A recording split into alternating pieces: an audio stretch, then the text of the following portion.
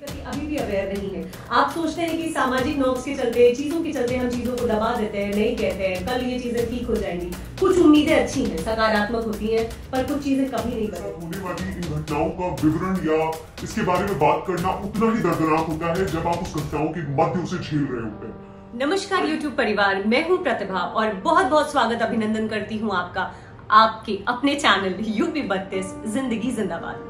आज मैं आप लोगों के सामने लेकर आई हूं एक बहुत ही संजीदा विषय। शायद आपकी और मेरी एक छोटी सी मुहिम किसी की जिंदगी बदलने का प्रयास कर दे, शायद किसी को इतना बल दे दे कि वो अपनी अंदरूनी बेड़ियों को तोड़ करके समाज के बीच में आकर के अपना रक्षक स्वयं बन सके, अपना स्वयंभू स्वयं बन सके।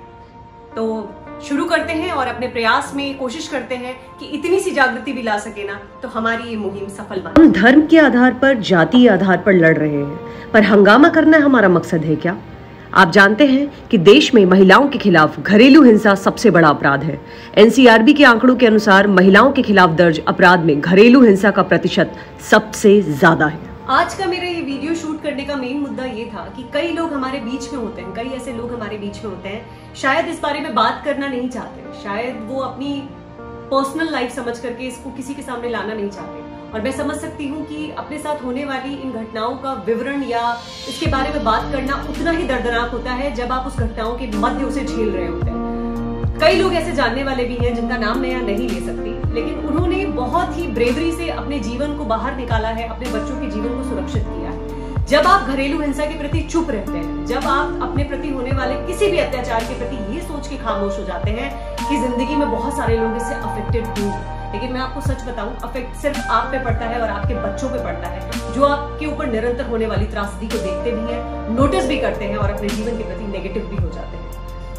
अगर हम आपके जीवन साथी की बात करते हैं, अक्सर ऐसा देखा गया है, अमूमन मामलों में ऐसा देखा गया है, जहां पर हस्बैंड वाइफ फ्रिक्शन बहुत ज्यादा होता है, जिसकी वजह से घरेलू हिंसा के ज्यादातर अपवाद केसेस सामने आए हैं। पुरुष क्या है? पुरुष एक बलपुंज है, पुरुष एक आस है, पुरुष विश्वास है। एक औरत की वो ताकत है, जब वो खड़ा होता है तो उसकी ताकत दुगनी हो जाती है। बच्चों का वो अपनापन है जिसकी वजह से उन्हें संसार में किसी चीज से डर नहीं लगता, क्योंकि माय फादर इज देयर। कुछ नामर्द अपने आप को पुरुष कहते हैं, जिनको औरत भोग की और जिम्मेदारियां रोग की वस्तुएं लगती हैं। वो ऐसे हैं जिनको अपनी फेलियर्स अपने जीवन साथी पे थोपने की आदत होती है, अपने फेलियर्स औरत पे आकर के भांडा फोड़ देने की आदत होती है। लेकिन चुप रह जाना, कहते हैं कि हमने सम्मान बचाने के लिए, कुछ अपना सम्मान जो बिखरा हुआ है उसको समेटने के लिए हम चुप रह गए, ये सबसे बड़ी गलती है।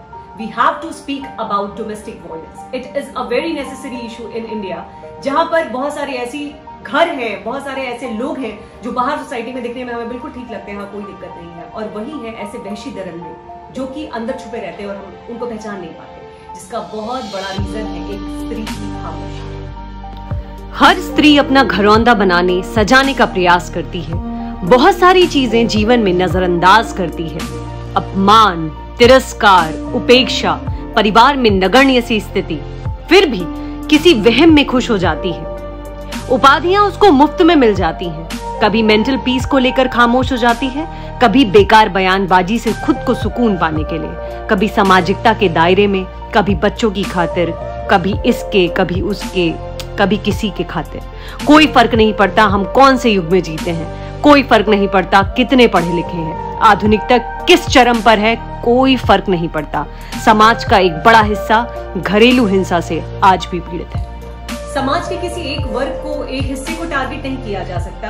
अगर देखा जाए तो हर वर्ग में से कोई ना कोई डोमेस्टिक वायलेंस से जरूर पीड़ित है। अगर आप लोग इस शब्द का मतलब सिर्फ शारीरिक हिंसा से लगा रहे हैं, तो मैं आप लोगों का डाउट यहाँ पे क्लियर कर देना चाहती हूँ। किसी भी प्रकार की मानसिक प्रताड़ना भी डोमेस्टिक वायलेंस के अंतर्गत आती है, और ईगो के तहत होने वाली लड़ाइयों में बहुत ज्यादा देखा गया है कि इससे दोनों ही पक्ष प्रभावित होते हैं, स्त्री भी और पुरुष भी। मेरे कहने का मतलब है कि एक मिडिल क्लास सोसाइटी से अगर आप उठ रहे हैं, आप अपर क्लास सोसाइटी से अगर उठ रहे हैं, या आप निम्नतम सोसाइटी से उठ रहे हैं, तो भी आपका पूरा पूरा अधिकार है कि आप अपने अधिकारों के खिलाफ उठने वाले हर कदम को रोकने का प्रयास करें और अपने लिए एक उचित कदम उठाएं।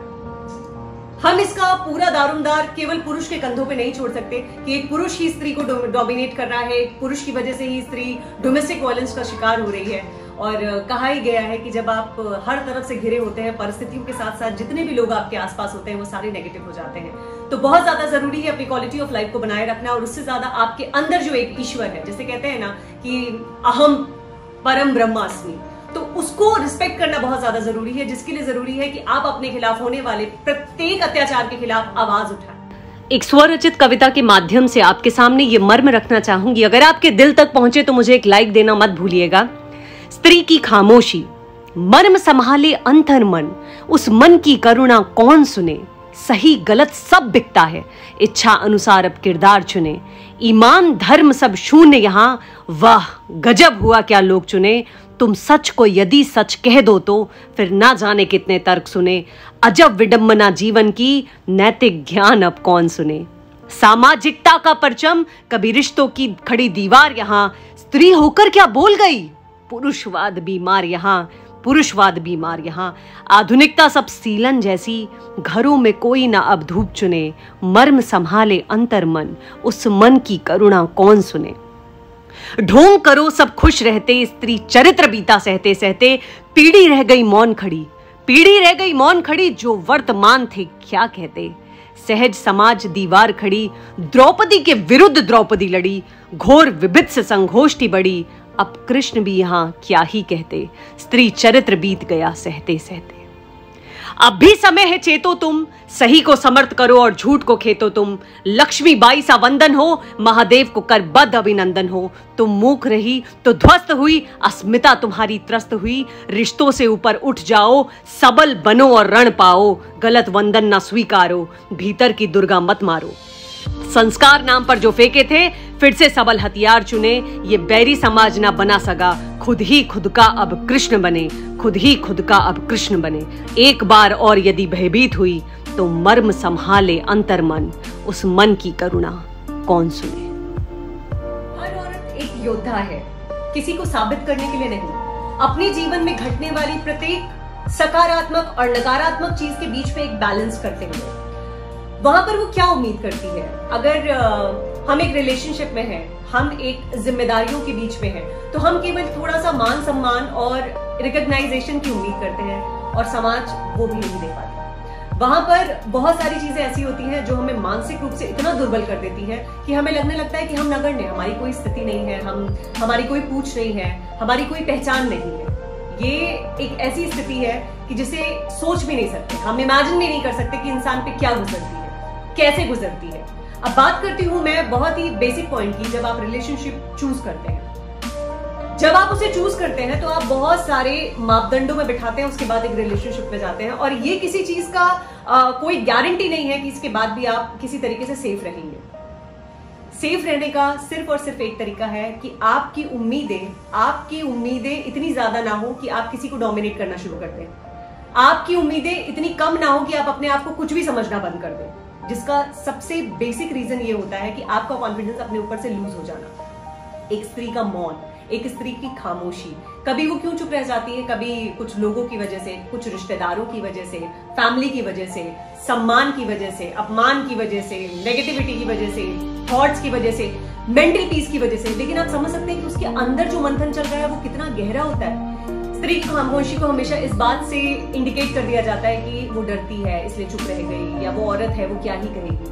लेकिन मैं आपको बता दूं कि हमारे जो अधिकार हैं, हमारे कानूनी अधिकार हैं, हमें बहुत ज्यादा इस चीज के लिए प्रबल और सबल बनाते हैं। इसका पता हमें बैठे बिठाए नहीं चलेगा। अपने अधिकारों को जानने के लिए आज हमारे पास बहुत कुछ है, सोशल मीडिया है, हमारे पास गूगल है, हमारे पास कई ऐसे लोग हैं, चैनल हैं जो हमें इसके प्रति अवेयर करते हैं। और सबसे ज्यादा बड़ी बात यह है, जब बात आपके अपने सेल्फ स्टीम पे आने लगे, सेल्फ रिस्पेक्ट पे आने लगे, आपके मेंटल पीस पे आने लगे, आपके हेल्थ पे आने लगे, तो बहुत ज्यादा जरूरी हो जाता है कि आप अपनी खामोशी को तोड़ें। एक स्त्री का मौन बहुत कुछ खत्म कर देता है। उम्मीद करती हूँ कि ये पंक्तियां जो मैंने लिखी वो आपके दिल को कहीं ना कहीं जरूर छुई होंगी, और मेरा यहाँ पे मकसद इस चीज से था कि अगर आप इस चीज के प्रति अभी भी अवेयर नहीं है, आप सोचते हैं कि सामाजिक नॉर्म्स के चलते, चीजों के चलते हम चीजों को दबा देते हैं, नहीं कहते हैं कल ये चीजें ठीक हो जाएंगी। कुछ उम्मीदें अच्छी हैं, सकारात्मक होती हैं, पर कुछ चीजें कभी नहीं बदलती। खुद को वहम में रखना बंद करिए, खुद को झूठा दिलासा देना बंद करिए। अपनी जिंदगी की जो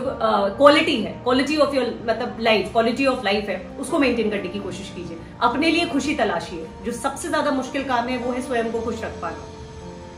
ये मैं इसलिए बोल रही हूँ क्योंकि हम जिस संस्कृति से ताल्लुक रखते हैं वहां पे हमें चीजें जोड़नी सिखाई जाती हैं, वहां पे चीजें तोड़नी नहीं सिखाई जाती।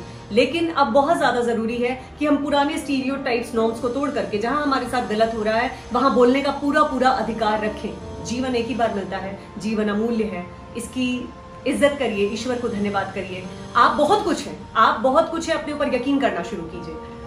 इस बहुत ही पॉजिटिव नोट के साथ मैं आज का वीडियो यहीं पे समाप्त करती हूँ। उम्मीद करती हूँ कि आपको मेरा वीडियो अच्छा लगा होगा। अगर आपको मेरा वीडियो अच्छा लगा हो, आपके दिल को थोड़ा सा भी छुआ हो और आपने अब तक मेरा चैनल सब्सक्राइब नहीं किया है तो उसे अभी तुरंत जाकर के सब्सक्राइब कर लीजिए।